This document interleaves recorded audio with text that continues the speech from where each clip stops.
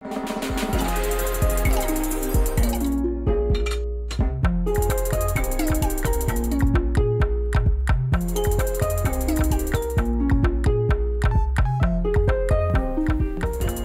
y est, c'est le top départ pour vous peut-être, mais aussi pour la dernière partie de la matinale en ce jeudi 14 octobre. Bienvenue sur le plateau si vous nous rejoignez tout juste, il est 8h30 et ce matin à la une de votre actualité, la revalorisation des SAAD.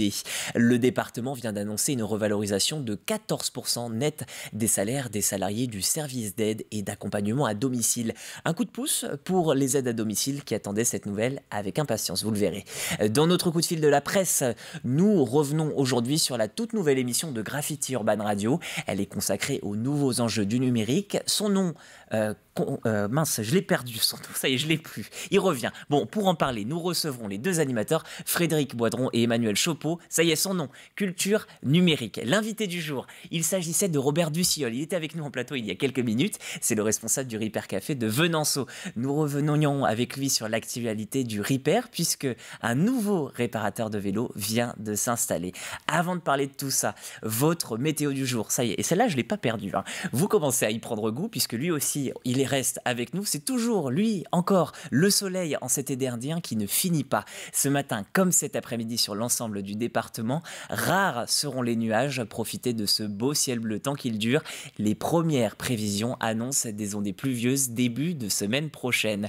Côté température, 7 degrés dans les terres, 9 à côté de l'océan. Le mercure devrait grimper pour atteindre partout 17 cet après-midi.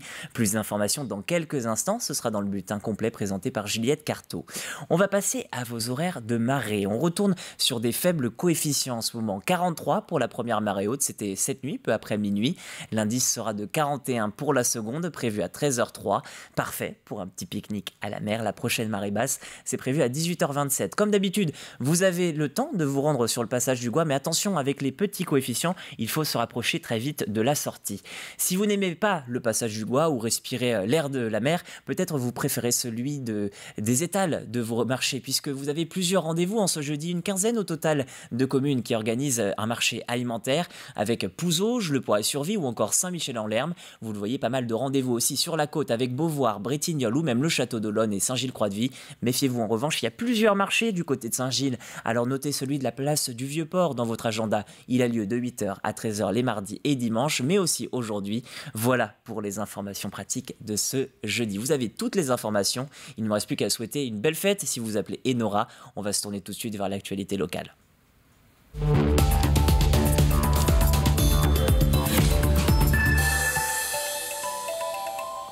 On commence ce flash avec une bonne nouvelle pour les aides à domicile. Vous rappelez-vous de cette mobilisation des aides-soignants à la mi-septembre. Appel à la grève lancé au niveau national. Il a été relayé avec importance en Vendée.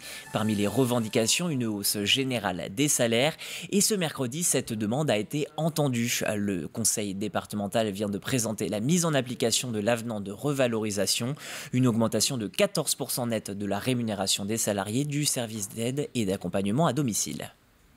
Aujourd'hui, en tout cas, le département, et ce sera voté en décembre prochain, mais avec un effet rétroactif au 1er octobre, a fait le choix de pouvoir accompagner de façon forte. Pour une année pleine, c'est 5,4 millions d'euros qui sera donc donné au SAD pour accompagner cette augmentation de salaire dans l'ensemble des SAD. Et cette volonté aussi, à travers le schéma Vendée Autonomie, un plan 2020-2024, dont une des pistes était effectivement de pouvoir travailler avec les SAD sur cette difficulté de pouvoir accompagner donc le véhicule des personnes qui interviennent à domicile. Les professionnels du secteur accueillent cette décision avec beaucoup de satisfaction. Les aides à domicile pourront travailler dans de meilleures conditions, une bonne chose à la fois pour eux mais aussi pour la patientèle. Cette charge, elle est plus conséquente encore que la hausse des salaires puisque, bien entendu, il y a par derrière des charges sociales et en plus des pertes d'exonération de charges sociales. Donc au total, ça fait plus 21% sur nos budgets. Donc c'est extrêmement important et on était effectivement très inquiets sur le financement puisque l'État ne s'est pas engagé complètement. Aujourd'hui, on est un manque crucial de recrutement et de bons salariés. Donc ça va nous aider à les recruter, à les former et à les garder. Et finalement, ça va également jouer sur nos prestations parce qu'on va pouvoir faire une prestation de qualité et garder nos bénéficiaires le plus longtemps possible chez eux parce que c'est ce qu'ils souhaitent en fait. Nous en mangeons par personne et par an plus de 11 kilos. C'est le plat incontournable des soirées télé. Les Français et la pizza, c'est une véritable histoire d'amour. Alors, pour la célébrer, Paris accueille en ce moment même le championnat de France de pizza. 2 jours de compétition pour trouver le meilleur pizzaiolo du territoire. Et parmi les candidats, 2 Vendéens se sont hissés dans la finale au terme d'éliminatoires relevés avec 400 inscrits. Ils sont 150 finalistes, dont Stéphane Clocher. Ce Vendéen d'adoption travaille du côté d'Aubigny-les-Clouseaux. TV Vendée est allé à sa rencontre dans ses tout derniers entraînements. Ça fait partie de la panoplie du pizzaiolo. Un pizzaiolo, ça englobe beaucoup de choses, dont le spectacle. Moi, j'ai les enfants, ils arrivent et ils sont contents. Même moi, la première fois que je l'ai fait, j'étais pas content la première fois que je l'ai fait. La pâte, elle a fini dans le mur. Mais moi, ça fait partie de la panoplie du pizzaiolo. Je le fais à toutes mes pizzas. Dernier préparatif pour Stéphane Clocher, son lancer, appelé aussi épreuve de pizza acrobatique, est maîtrisé. Avec 150 pizzaiolos, Stéphane va tenter de remporter le titre de champion de France. Installé à Aubigny-les-Clouseaux, sa pizzeria, Le Bel Arôme, ouvre il y a 7 ans. À l'époque, lui et sa femme travaillent en région parisienne. Il était carisseur magasinier. Aujourd'hui, toute la famille suit l'aventure. Alors lui, il n'a pas le stress, moi je l'ai beaucoup. Parce qu'en fait, en tant que spectateur, moi je déclenche le chronomètre en même temps que les juges.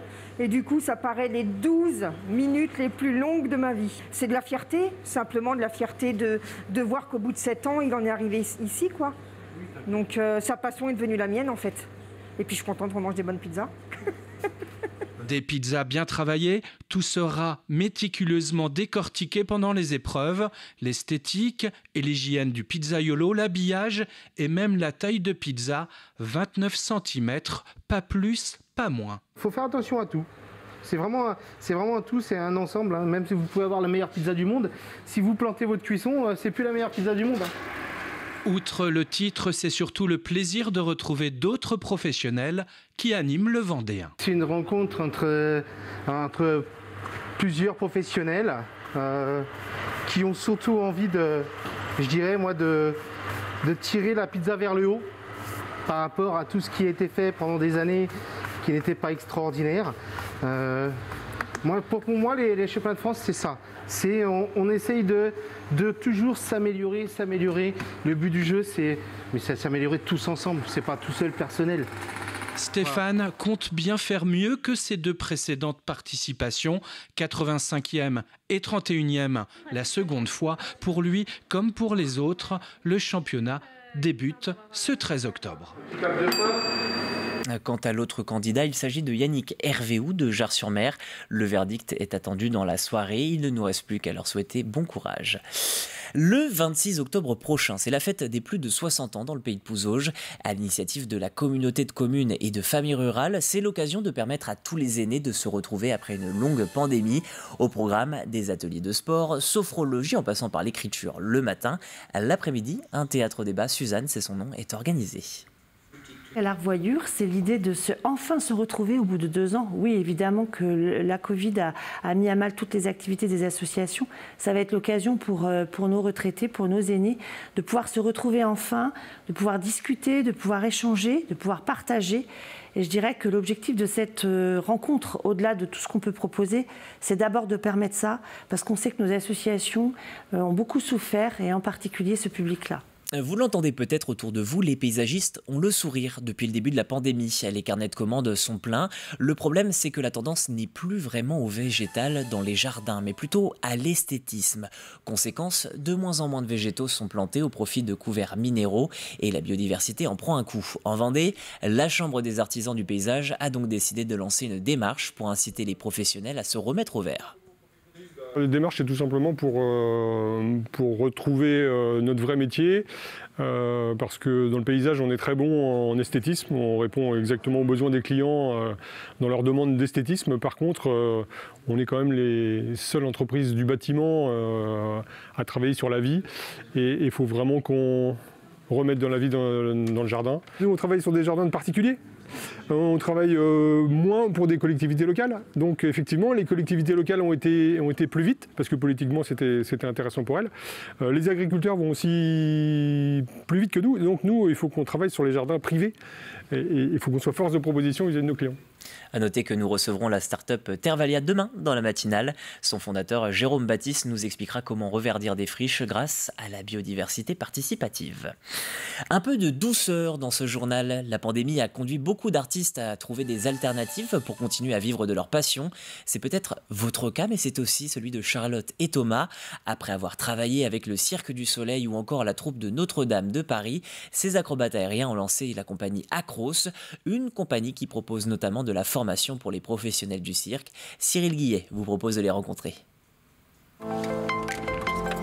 Charlotte Tichat et Thomas Legroignec sont des artistes accomplis qui ont subi de plein fouet la pandémie. Après 8 ans de tournée à l'étranger, aux côtés de Franco Dragone et du Cirque du Soleil, les différents confinements ont obligé ces deux acrobates à revoir leur copie.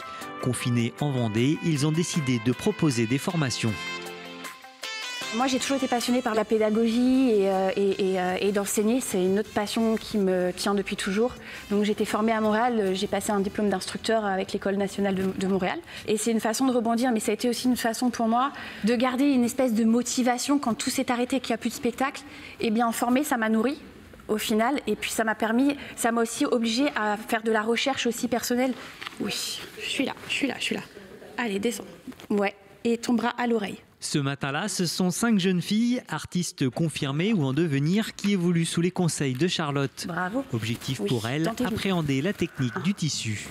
J'étais déjà attirée depuis quelques années par les disciplines aériennes. J'en avais un petit peu entendu parler, mais j'avais jamais eu l'occasion d'approcher la discipline. Je trouve ça super esthétique, ça met vraiment les corps en valeur, ça fait des belles lignes. C'est une bonne association avec la danse. Ça faisait longtemps que je savais que j'avais envie de faire du cirque. Et j'ai croisé Tichat et voilà, elle m'a parlé d'Acros et j'ai foncé. Tends bien tes genoux. Allez, bien. J'ai été vraiment hallucinée de voir le nombre de personnes qui ont été en recherche ici en Vendée en fait. Il y a vraiment un espèce de vivier d'artistes ici qui est vraiment avec de très très bons potentiels. Là ici, il y en a quelques-unes. Et go! Allez! Yes! 3, respire. 4, bravo. Après, ce que je recherche dans mon enseignement, je recherche plus des gens qui sont très motivés. Acrobatie au sol ou en aérien, ces cours sont adressés uniquement à des professionnels ou des personnes qui souhaitent en faire leur métier. Un travail exigeant qui bien souvent pousse ses élèves dans leur retranchement. Pour le moment, après s'être installée à Beaurepaire, la compagnie donne ses cours ici à Cholet au sein de l'établissement West Coast Academy. Un lieu provisoire car ils recherchent activement un local autour des herbiers avec plus ou moins 8 mètres de plafond. Un mot de sport pour terminer ce journal avec la victoire hier soir du RVBC. Opposé à Charleville-Mézières dans le groupe H de l'Eurocup, les Lyonnaises s'imposent 68-64. Prochain rendez-vous avec l'Eurocup mercredi prochain. Les Tigresses évolueront sur le parquet du Luantec Guernica en Espagne. Voilà, vous avez à présent toutes vos informations pour ce jeudi matin. On va se tourner tout de suite vers les couleurs du ciel. C'est en compagnie de Juliette Carteau. Audition Brosset, Chris Audition et nos 6 centres auditifs en Vendée vous présentent la météo. Bonjour à toutes et à tous, l'anticyclone se décale et la pression atmosphérique baisse en fin de semaine, apportant de nouveaux nuages dans notre ciel vendéen ces prochains jours. En attendant, ce jeudi 14 octobre s'annonce une fois encore ensoleillé. Les brumes des dernières matinées devraient être rares côté Mercure. Il reste frais avec 6 degrés minimum à la Châtaigneraie, 7 degrés en moyenne dans l'intérieur des terres, 9 en bord de mer et 12 à 13 sur les îles. Dans l'après-midi, le soleil est de la partie et illumine l'ensemble du département. On s'intéresse aux températures. Elles grimpent jusqu'à 19 degrés au meilleur de la journée à Fontenay-le-Comte, 18 à La Tranche-sur-Mer et 17 à l'Île-Dieu. On passe aux prévisions de cette fin de semaine. Vendredi, le ciel change de couleur avec le retour d'une couverture nuageuse persistante malgré quelques éclaircies qui tentent de la percer. Le mercure remonte légèrement le matin avec 8 degrés minimum. Samedi, un temps plutôt clément avec un soleil bien présent face à quelques nuages dans l'après-midi. Les températures sont les mêmes que la veille, notez 8 degrés minimum le matin et 18 l'après-midi. Enfin dimanche, les nuages reviennent encombrer le ciel. Vous pouvez tout de même compter sur quelques éclaircies au cours de la journée. Le thermomètre, quant à lui, affiche 9 à 19 degrés. La suite maintenant, eh bien, nous perdrons à nouveau 3 minutes de soleil. La mer sera belle avec des coefficients de 43 et 41 au Sable d'Olonne. Je vous souhaite à toutes et à tous de passer une très belle journée et je vous dis à très bientôt pour un nouveau bulletin.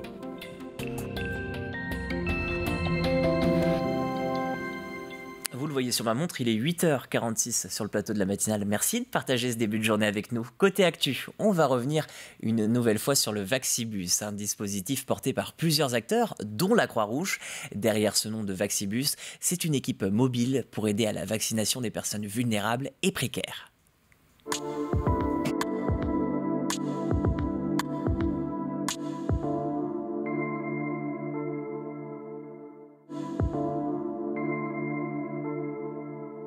On s'est aperçu à l'échelle départementale, régionale et nationale que les patients hospitalisés pendant la période estivale, ils étaient pour leur très grande majorité non vaccinés.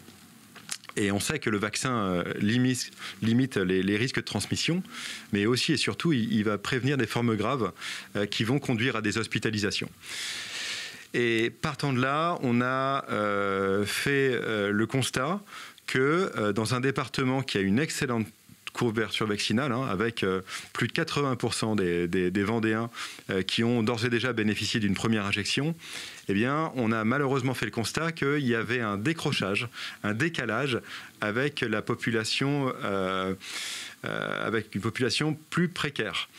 Or, on sait que cette population précaire, eh bien, elle est surreprésentée en matière de comorbidité. Donc, ça pose effectivement un double problème qui a imposé la mise en place de cette équipe mobile de vaccination. On s'est vraiment inspiré de la manière de fonctionner des centres de vaccination avec une partie administrative, une partie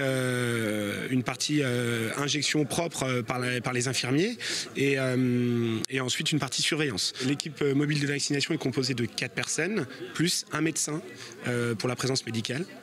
Donc il y a une infirmière coordinatrice qui est en charge de l'équipe.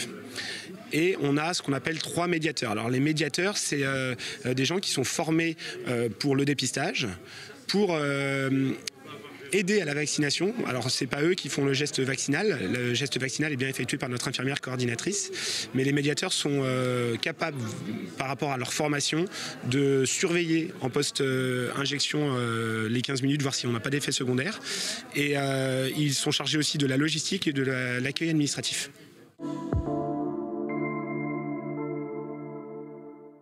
Ça concerne aussi bien les populations précaires que d'autres populations vulnérables et je pense également à un certain nombre de personnes âgées qui, sur le littoral sud-vendéen, n'ont pas forcément pu bénéficier d'un accès au centre de vaccination qu'on a mis en place pour des raisons de maillage. Les missions pourront évoluer et renforcer certains dispositifs dans le milieu scolaire. Voilà, il y a plein de possibilités d'évolution vis-à-vis des missions de notre équipe de vaccination. Le plus de l'info, c'est un plus de l'info sur le Vaccibus que vous pouvez retrouver sur tvvendée.fr, rubrique Actu.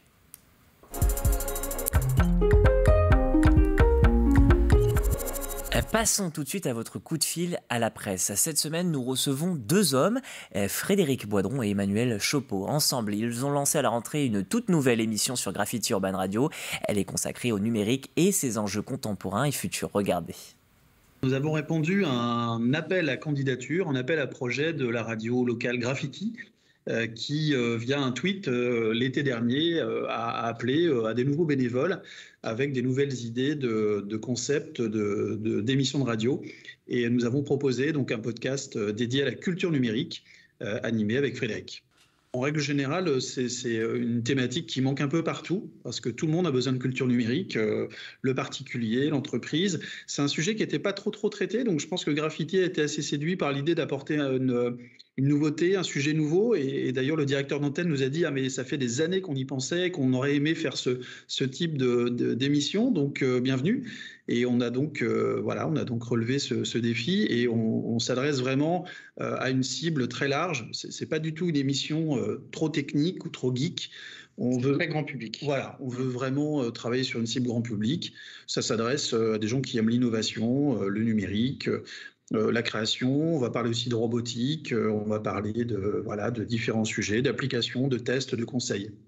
Voilà, donc l'émission est découpée en différentes parties. La première, c'est simplement l'actualité autour du numérique, des nouvelles technologies. Donc la deuxième partie, c'est les conseils numériques. On va présenter donc les applications, les dernières applications sur téléphone, sur ordinateur. Alors, c'est pas forcément quelque chose de forcément récent, mais c'est quelque chose qui nous a marqué à l'un ou à l'autre.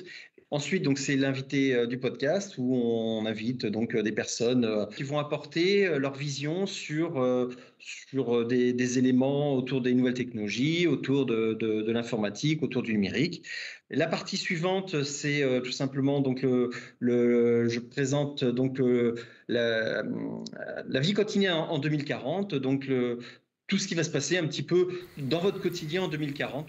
À noter également dans la fin de Culture numérique, un agenda des rendez-vous numériques. Si ce coup de fil à la presse en compagnie d'Emmanuel Chopeau et Frédéric Boidron vous intéresse, retrouvez-le bien sûr sur tvvendée.fr, rubrique La Matinale.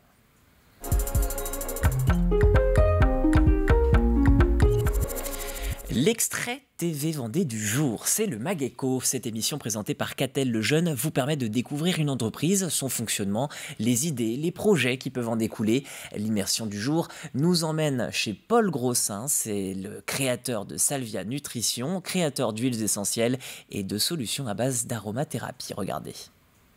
Ce que je voulais d'abord aborder avec vous, c'est cette histoire familiale et cette passion pour les plantes. Alors dites-nous d'où ça vient. Alors ça vient de mon père, qui a été vraiment un pionnier dans l'aromathérapie et notamment au niveau des produits de santé faits à base d'huile essentielle. D'accord. Donc ça a débuté dans les années 80. D'accord. Et puis là on est en Vendée. Alors on est vraiment vendéen et lyonnais d'origine. D'accord. Mais les choses de la vie ont fait que mon père était à Paris et puis l'entreprise était en Andorre il y a déjà plusieurs années. Donc ça a démarré du coup sur Paris. Lui, il a développé son petit laboratoire là-bas tout seul. Voilà, okay. Et son cabinet là-bas. Okay. Et puis ensuite en Andorre, parce que dans les années 80, la réglementation a changé. Est arrivé. Il y avait certains problèmes pour travailler avec les huiles essentielles en France. Donc beaucoup se sont exilés en Belgique, en Andorre, enfin dans des pays un peu plus facile de travailler. Voilà, exactement. Okay. Mais bon, ça a beaucoup évolué depuis. Oui. Et nous, ça fait la 14e année d'activité ici en Vendée. Le MagEco sur Salvia Nutrition, c'est à retrouver notamment à midi ce jeudi sur les directs de TV Vendée et sur tvvendée.fr. Vous êtes bien sur le plateau de la matinale, c'est l'heure de votre tout dernier rappel des titres. Si vous avez quelques instants, prenez le temps, il est 8h53. Après un mouvement de grève nationale en septembre, les salariés du service d'aide et d'accompagnement à domicile ont été entendus. Le département annonce une hausse nette de 14% de leur salaire. Les professionnels l'appelaient de leur vœu pour un meilleur pouvoir d'achat et maintenir la qualité des traitements pour les bénéficiaires. Deuxième journée du championnat de France de pizza, au programme 6 disciplines, parmi laquelle la traditionnelle épreuve de voltige que vous voyez à l'image. Au meilleur des 6 épreuves, peut-être un Vendéen. Parmi les 150 finalistes, Yannick Hervéou et Stéphane Clocher que nous avons rencontrés dans sa pizzeria Le Bel Arôme. La fête des plus de 60 ans dans le pays de Pouzauges, c'est le 26 octobre. À l'initiative de la communauté de communes et de familles rurales, c'est l'occasion de permettre à tous les aînés de se retrouver après une longue pandémie. Son nom Lyon à l'Arvoyure, au programme des ateliers de sport, de la sophrologie ou même de l'écriture. La journée est aussi ponctuée d'un théâtre débat. Et puis, TV Vendée vous propose de découvrir Acros, une compagnie qui propose notamment de la formation pour les professionnels du cirque. Derrière ce nom, Charlotte et Thomas, vous les avez peut-être déjà vus au Cirque du Soleil ou encore dans la troupe de Notre-Dame de Paris. Voilà, vous avez l'ensemble de l'actualité vendéenne. Il ne nous reste plus qu'à nous tourner vers ce jeu en cette fin d'émission.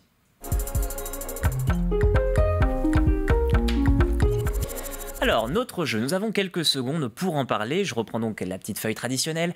Comment s'appelle la collection de romans et de nouvelles créée par Jules Verne? Je vous répète la question une dernière fois. Comment s'appelle la collection de romans et de nouvelles créée par Jules Verne? Pour jouer, tout simplement, il vous suffit de vous rendre sur tvvendée.fr, vous recherchez la rubrique jouer et vous pourrez peut-être repartir demain, puisque le tirage au sort, c'est demain. Et oui, on est déjà vendredi demain.